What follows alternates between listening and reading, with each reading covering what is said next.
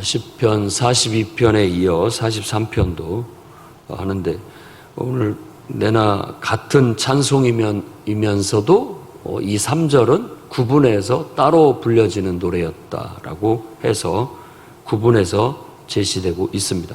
그러니까 1, 2, 3절을 함께 부를 수도 있고, 이 43장의 이 3절을 따로 띄어서 부르기도 한 그런 노래, 다윗의 고라자손의 마스길이었다고 우리가 알아야 되겠습니다.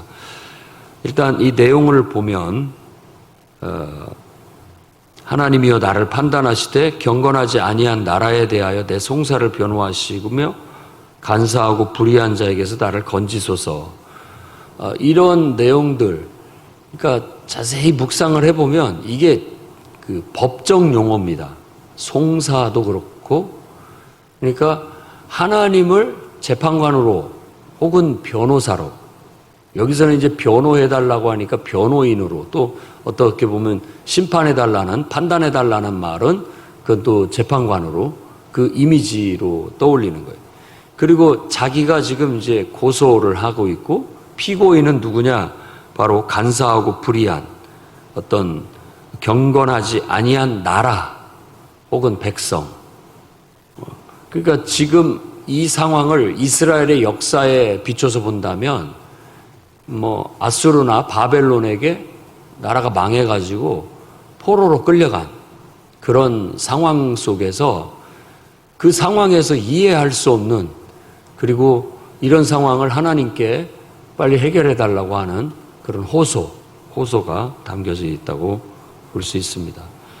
그래서 하나님은 우리의 심판자이기도 하고 또 보혜사, 변호인이기도 하다는 사실을 오늘 이 말씀을 통해서 이 시인도 얘기하고 있고, 우리도 신앙생활을 해나가는 데 있어서 하나님은 우리를 심판하시는 재판관이기도 하시면서 또 우리를 위에서 발언해 주시는 변호인, 변호사 혹은 보혜사임을 알아야 되겠습니다.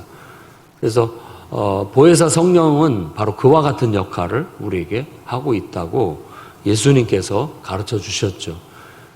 예수님이나 하나님의 아들 예수님이나 보혜사 성령이라는 그런 용어들은 다 하나님께서 우리의 구원을 위하여 또 우리를 바른 길로 인도하기 위하여, 우리가 하나님의 자녀답게 살아갈 수 있도록 돕기 위하여 어떤 기능하시는 역할이라고, 하나님의 역할이라고 볼 수 있습니다.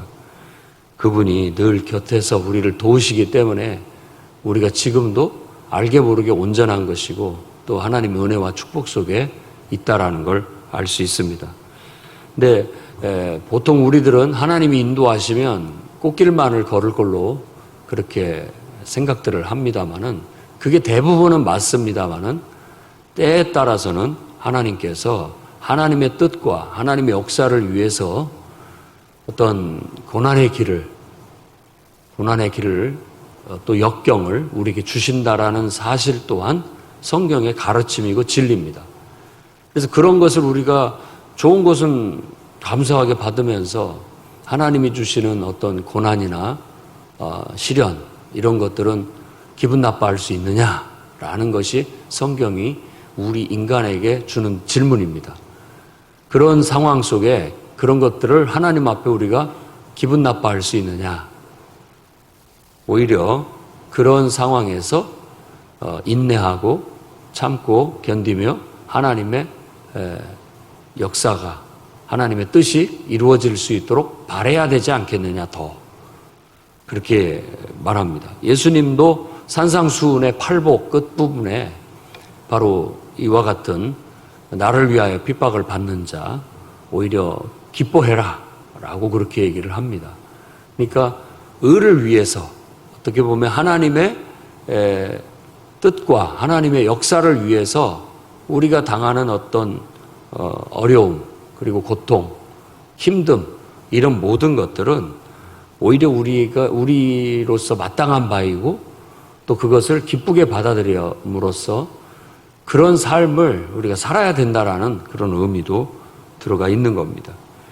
그래서 이스라엘도 자기들의 나라의 멸망 그리고 포로로 끌려감을 선지자들의 입을 통해서 그렇게 해석하도록 해석하고 있고 또 백성들에게 깨우치고 있다는 걸 아셔야 됩니다.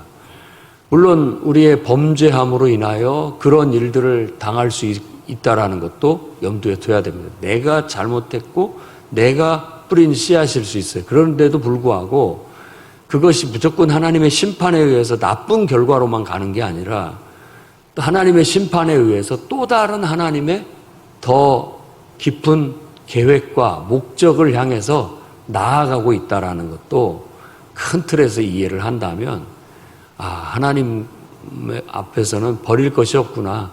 다 나름대로 하나님께서는 우리의 좋은 것이나 나쁜 것이나 선용하시는구나 라는 걸 알게 됩니다. 그래서 하나님은 선하시다. 늘 하나님은 선하시다. 내게 나쁘게 하시는 경우라 할지라도 하나님은 선하시다라고 말할 수 있어야 됩니다. 그럼에도 불구하고 우리의 큰 틀에서의 인생을 바라보면 멀리서 바라봄으로써 하나님은 선하신 것이고 또 그런 역경이나 어려움도 다 하나님의 선하신 뜻 안에서 해석을 해야 함에도 불구하고 현장, 실제 그런 어떤 어려움과 고통 속에 처해져 있는 상황 속에서는 이 탄식이 절로 나오는 것입니다. 그래서 그런 것들을 이겨내기 위한 싸움, 몸부림, 그게 우리의 하나님을 향한 기도로 또 예배로 올려질 수 있도록 해야 됩니다. 아무리 물론 고통을 잘 참는 사람이라 할지라도 이 육체적인 고통은 고통인 거예요. 힘든 겁니다. 누구에게나 다. 그럴 때 그걸 그나마도 좀 이렇게 덜 할 수 있게 해주는 게 진통제인 것처럼 우리가 지금 당장 너무 힘들고 어려운데 그런 상황에서 꼭 참고 아무 말도 안 하고 견딜 수 있다라는 건 그건 인간의 연약함으로는 불가능한 일이라고 보여집니다. 그럴 때 하나님을 찾고 하나님 앞에 질문하고 하나님 앞에 때로는 또 원망도 하고 하면서 왜 하나님께서 이렇게 하시는가? 왜 나를 버리셨습니까? 왜 이 원수들의 억압 속에 이렇게 슬픔을 당하게 하셨습니까? 라고 하나님 앞에 질문하고 토로하고 쏟아내는 거죠. 우리들의 감정, 우리들의 솔직한 심정, 우리들의 그 아픔, 우리들의 고통, 이거 쏟아내는 거예요. 가끔가다 이런 것들을 연상을 하면 저는 이제 바다가 이렇게 묵상이 되어 떠오릅니다. 그냥 세상에 온갖 잡동사니 쓰레기는 바다로 다 들어갑니다. 흘러 바다에. 그 바다는 그 모든 잡동사니 잡쓰레기들을 다 끌어안는 거예요. 좀 그런 느낌이 들어요. 하나님은 그런 바다 같은 사랑을 갖고 계셔요. 그래서 바다 같은 사랑으로 우리가 좋을 때도 함께 기뻐해 주시고 또 우리가 투정을 부르고 온갖 이렇게 잡동사니 같은 말들을 다 내놓아도 하나님은 다 그것을 끌어안으시고 또 그런 것들을 바다는 또 알게 모르게 다 정화해냅니다. 정화해내는 거예요. 파도 속에서 막 태풍과 폭풍 속에서 다 그런 것들을 또 정화해내는 것처럼 그런 것을 하나님께서는 우리들 정화시켜 내셔서 또 새롭게 하셔서 살아갈 수 있도록 우리의 삶에 우리를 다시 또 보내시는 겁니다. 그러니까 기도하러 나와서 예배하러 나와서 정말 하나님 앞에 솔직하고 진실하게 있는 거 없는 거 다 쏟아낼 건 쏟아내기도 하고 또 답답한 건 풀어내기도 하고 해소해내기도 하면서 우리가 하나님 앞에 또 정화되고 새로워져서 우리의 삶의 현장 속으로 나아갈 수 있어야 되겠습니다. 그러니까 정말로 여러분의 인생에 변화가 필요하고 환기가 필요하고 도움이 필요할 때 세상에 어디 갈 데가 없어요. 그런 하나님 앞에 오는 겁니다. 사실 그것이 가장 좋은 해결 방법이라고 볼 수 있어요. 그래서 오늘 말씀에도 3, 4절에 그런 이야기를 하고 있습니다. 주의 빛과 주의 진리를 보내시어 나를 인도하시고 주의 거룩한 산과 주께서 계시는 곳에 이르게 하소서.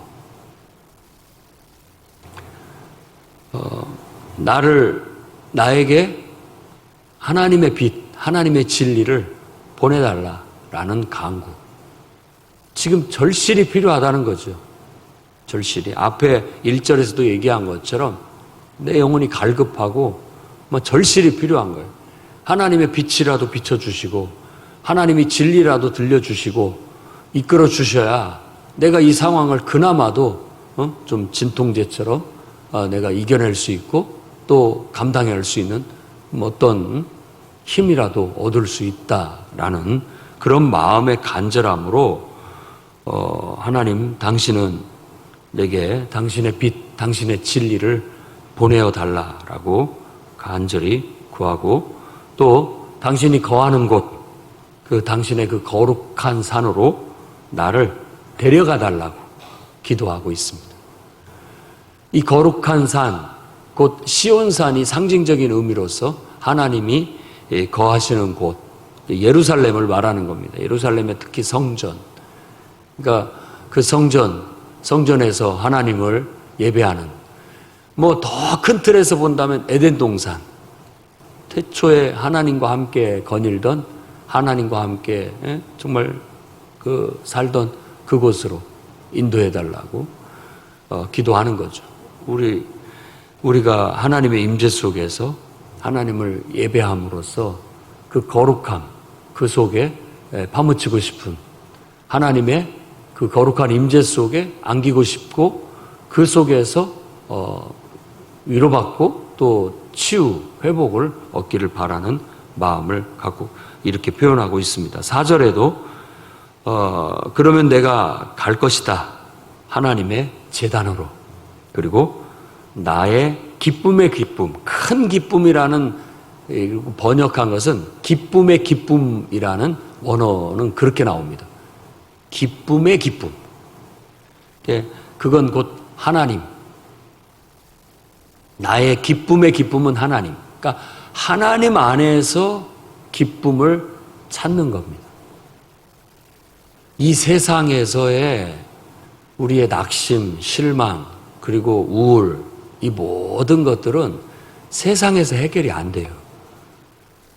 우리 영혼이 창조주 하나님이라는 그분의 임재 속에서 그분 안에서의 기쁨을, 그분 안에서의 안식을 얻을 때 인간이 건강해지는 겁니다. 회복될 수 있어요. 그러니까 이 시인은 바로 그런 영성을 알고 있는 거죠. 그리고 우리는 그걸 알고 있기 때문에 예배의 소중함, 기도의 소중함, 하나님 말씀 묵상의 소중함을 알아요. 세상 그 어떤 오락이나 세상 어떤 즐거운 일들보다 그것은 완전히 차원이 다른 어떤 기쁨을 우리에게 주고 또 만족을 주고 우리에게 힘을 준다는 걸 너무나도 잘 알고 있습니다. 그래서 사람들한테도 이걸 보물처럼 무슨 산에 약초 캐러 다니는 사람들이 다 몸에 좋다고 얘기하는데 그런 것처럼 우리는 인간에게 이건 어떤 세상의 약초보다도 명약보다도 훨씬 좋은 거니까 너도 이것을 좀 맛봐라.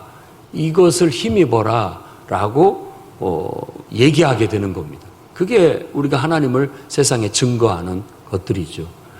하나님 말씀을 묵상하는 기쁨, 또 하나님 앞에 기도하고 예배함으로써 우리가 얻을 수 있는 은혜와 축복, 그것을 통해서 우리의 삶의 행복감과 또 만족감, 그리고 또 하는 일들이 하나님의 은혜 속에서 형통하고 남들보다 더 잘 되는 그런 어떤 것들을 또 경험해보라 라는 게 신앙의 권면인 것이죠. 이런 좋은 길이 있는데 왜 그것을 깨닫지 못하고 정말 배부르지 못할 진정으로 해결해주지 못할 어떤 것들을 붙잡고 썩은 동아줄 같은 것들을 붙잡고 왜 인생을 허비하고 있는가. 하나님 앞에 나와와라.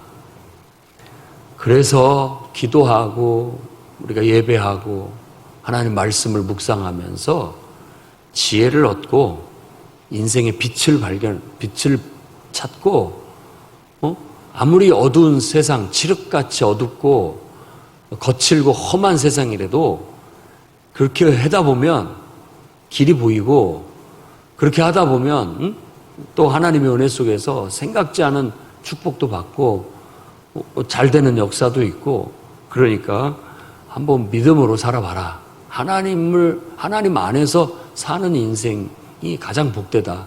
원래 하나님은 인간을 그렇게 창조했다라고 우리가 권면하고 그들을 이끌 수 있어야 되겠습니다.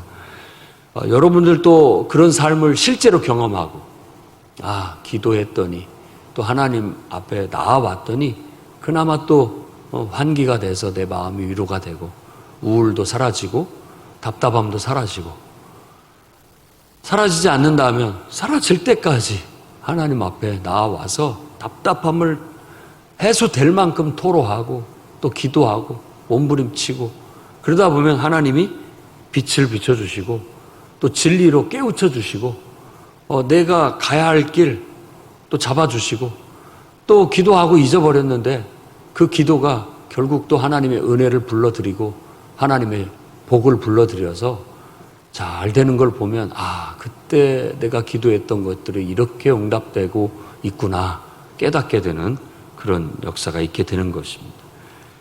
그래서 여러분 힘들고 지칠 때, 낙심될 때 하나님께 피하시고 하나님 앞에 나와서 찬양, 기도하시기 바랍니다.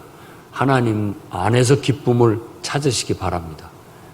세상은 늘 우리에게 실망과 또 상처와 낙심을 주지만 하나님은 우리에게 진정한 평안과 안식과 기쁨을 주시는 분입니다. 그래서 오늘 시인도 내가 찬양할 것이다 수금으로 나의 하나님을 이렇게 말하고 있습니다. 후렴은 똑같습니다. 내 영혼아, 내가 나한테 얘기하는 거예요. 내가 나한테, 나의 속사람, 내 영혼한테. 보통 우리가 이렇게 영혼이라고 말했을 때는 진짜 나는 난데, 우리가 보통 보면은 진짜 나를 모르고 살 때가 많아요. 왜냐하면 세상을 살면서 우리를 이렇게 포장하고 살다 보니까 정말 이게 내가 때로는 진실한 나를 놓치고 사는 경우가 많습니다. 그런데 이런 역경, 어려움, 또 어떤 이런 진지한 상황이 닥쳤을 때에는 진짜 나를 보게 돼요. 그러면서 내가 나를 보고 위로하고, 내가 나를 보면서 격려하고, 이렇게 용기를 내라고 북돋아주는 그런 얘기를 하게 되는 것이죠. 그런데 여기서 놓치지 말아야 할 것은, 내가 나한테 얘기하는 건 안 믿는 사람도 할 수 있는데 바로 그 속에 하나님이 들어온다는 것, 아니 우리가 하나님 안에 들어가게 된다라는 걸 기억해야 돼요. 그게 신앙인 겁니다. 그래서 내가 내 영혼과의 대화, 그리고 그 속에서 하나님의 개입, 이걸 통해서 우리는 진짜 나를 발견하게 되고, 그 속에서 진짜 내가, 내 속사람이 하나님을 통해서 끌어올려져서 힘을 얻고 구원을 받고 하나님의 은혜와 축복을 힘입어 살아가게 되는 겁니다. 인생은 하나님을 통해서 사는 겁니다. 하나님 없이 사는 인생은 구원받지 못한 인생이고 온전치 못할 것뿐만 아니라 결국은 망하고 말 것이고, 하나님을 힘입어 사는 사람들은 결국은 구원받게 될 것이고 그들의 인생은 하나님의 은혜와 복을 누리게 될 것이라는 것을 성경은 가르치고 있습니다. 그러니 오늘 또 저와 여러분이 정말 하나님 안에서 기쁨을 얻고 하나님을 통해서 구원을 추구하는, 그래서 하나님을 통해서 형통하고 정말 누구보다도 복된 그런 삶을 살아내는 믿음의 그런 삶을 살아가시기를 주의 이름으로 축원합니다.